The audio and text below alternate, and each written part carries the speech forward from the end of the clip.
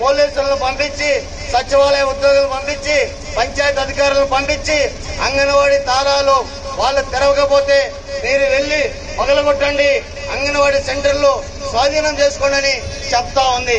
మేము అడుగుతా ఉన్నాం, నువ్వు చెప్పిన వాగ్దానం అమలు చేయాలని అడిగితే మా పైన దాడులు చేయిస్తావా, మమ్మల్ని కేసులు పెట్టిస్తావా అని చెప్పి ముఖ్యమంత్రి గారిని అడుగుతా ఉన్నాం.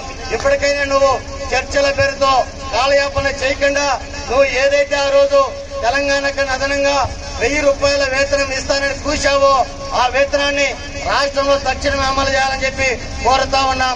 2022 సంవత్సరంలో ఈ కేంద్రంలో ఉన్నటువంటి సుప్రీంకోర్టు డైరెక్షన్ చేసింది, రాష్ట్రాల్లో ఉన్నటువంటి అంగన్వాడీలకు గ్రాట్యుటీని అమలు చేయాలని చెప్పి 2022లో చెప్పిన 2024 వస్తా ఉన్నా కూడా ఇంతవరకు రాష్ట్రంలో గ్రాట్యుటీని అమలు చేయడం లేదు.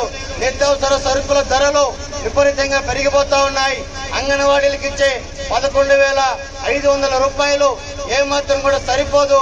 మీ మంత్రులకు, మీ ఎమ్మెల్యేలకు 3 లక్షల రూపాయలు ఇస్తా ఉన్నారు.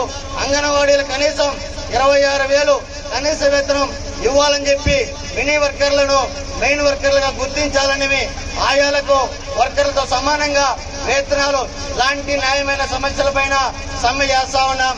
రేపటి నుంచి జరిగే నిరసన దీక్షల్లో సుండుపల్లి ప్రజలు కూడా పాల్గొని అంగన్వాడీలకు సంఘీభావం తెలపాలని చెప్పి ఈ ప్రాంత ప్రజానికానికి అప్పీల్ చేస్తూ నమస్కారాలు ముగిస్తాను మిత్రులారా.